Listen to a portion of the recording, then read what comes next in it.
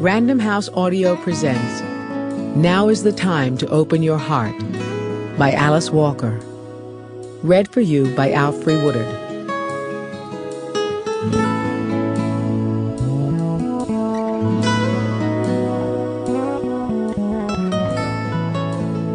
Everything in the universe has a purpose. There are no misfits. There are no freaks. There are no accidents. There are only things we don't understand. Marlo Morgan, Mutant Message Down Under. So far there is no law against dreaming. Winnie Mandela. Cool Revolution. Kate Talking Tree sat meditating in a large hall that was surrounded by redwood trees. Although the deep shade of the trees usually kept the room quite cool, today was unseasonably warm, and Kate, with everybody else, was beginning to perspire. They had been meditating on and off their cushions for most of the morning, beginning at 5:30 when they roused themselves at the sound of the bell from their beds. When they broke from meditating inside, they quietly made their way outside and into the courtyard. Up and down the path that led to the front door of the hall, they did a walking meditation that had been taught them by a lot of different Buddhist teachers, some from America and some from Asia. It was a slow, graceful meditation that she liked. She enjoyed the feeling of a heel touching the earth long before a toe followed it. Meditating this way made her feel almost as slow as vegetation.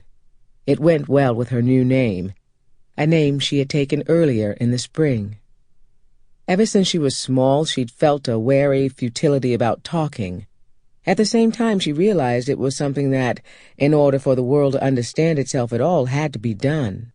Her old last name had been Nelson, and for a time she'd thought of calling herself Kate Nelson Fir. She loved fir trees, especially the magnificent towering ones that grew on the northwest coast.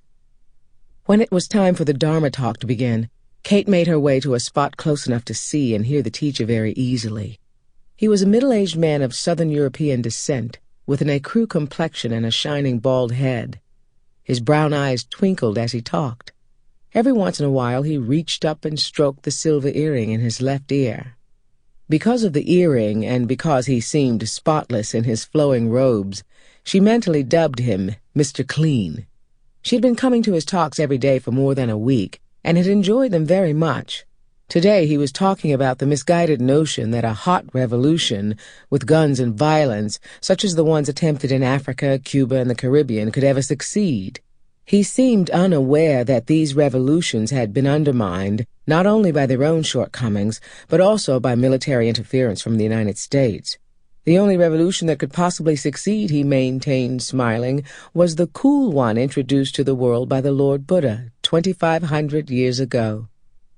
Something about this statement did not sit well with Kate. She looked at him carefully. He was certainly a well-fed-looking soul, she thought. Not many meals missed by this one except by accident. Quietly glancing down at the program on the floor beside her, she saw he had grown up in an upper-middle-class home, had had educated and cultured people as parents and grandparents, had studied and lived in Europe as well as in the East, was now a prominent professor at one of the country's most famous universities.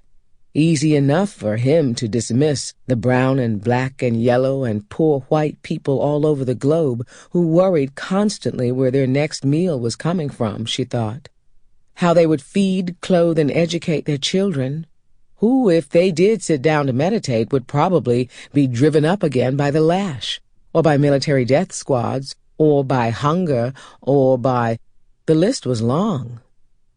Looking around her, she noticed most of the meditators shared the teacher's somewhat smug, well-fed look. They were overwhelmingly white and middle to upper middle class, and had the money and leisure time to be at a retreat. In fact, she noted, she seemed to be the only person of color there. What was wrong with this picture? Her mind, which had been clear as a reflecting pool just minutes before, now became cloudy. This was exactly what meditation was meant to prevent. She took a deep breath, labeled her thoughts thinking as she'd been instructed to do if her mind wandered during meditation, and settled herself more firmly on her cushion. She would listen to this teacher, whom she indeed respected very much, and she would not be critical. Besides, she knew what he meant. There was a way in which all hot revolutions defeated themselves, because they spawned enemies. Look at those crazy ex-Cubans in Miami, for instance, who never recovered from having some of their power taken away, and the endless amount of confusion, pain, and suffering they caused.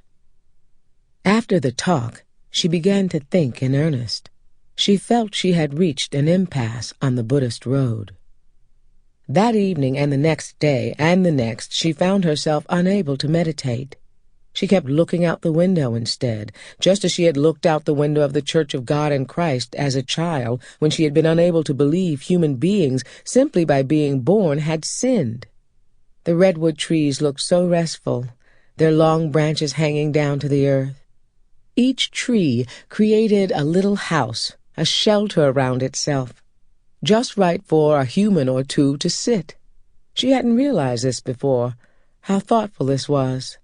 But on her very next walking meditation, she slowly made her way to the largest redwood tree and sat under it, becoming invisible to the dozens of people who continued their walking meditation and slowly walked all around her. When everybody else returned to the meditation hall, she did not. To kill or to thaw the anaconda. She dreamed she was emptying her freezer, and there among the forgotten leftovers lay an alive but perfectly frozen anaconda. A huge orange and spotted snake, ashen until she poured water on it and its ice sheeting began to melt, the color of the sun. She felt she must kill it before it thawed. She ran to others for help. None could help her. They were busy with their own lives, their own anacondas.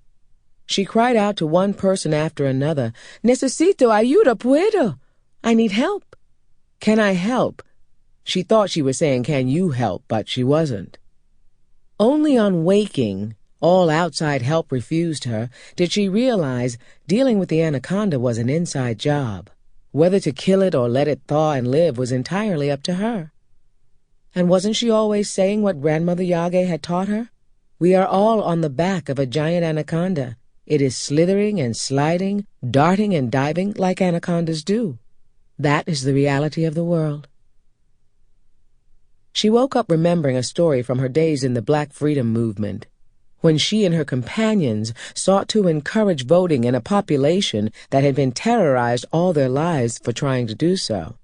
An old woman had said to them as they walked their weary miles across Alabama and Georgia and other outposts of the soon-to-be-dubbed New South, "Let me tell you a story about a man and a snake." They put down their notepads and, melting in their hands pens, the heat was so intense, and hiked up their jeans, took a seat on a stump in her yard, and listened. She was so old she smelled like greens, and so real a number of them swooned. There was this man walking down the road, you see, and she pointed to the long dirt road down which they had trudged looking for her house. And it was a very, very cold day. They looked into one another's profusely perspiring faces and couldn't begin to imagine it. And what do you think he saw just ahead of him on the road? Well, she carried on without waiting for them to guess. There, right in his path, was a snake. Kinda a cute snake. You know, probably had hair like most people want and long eyelashes. Her audience smiled. It was frozen solid, though. It was. But still, some part of it could talk to the man. You know how that is. They chuckled, and it said, "Please, Mr. Man, I'm just a poor little old snake nearly about froze to death out here in this weather. Please take pity on me and warm me by putting me in your bosom." Now the man wasn't usually no fool, but you know how it sometimes be. That one day, well, he thought about it, and he was, after all, a Christian kind of man. He stood there thinking how amazing it was that such a cute snake could talk. and then he stood there a good 5 or 10 minutes. Sample complete. Ready to continue?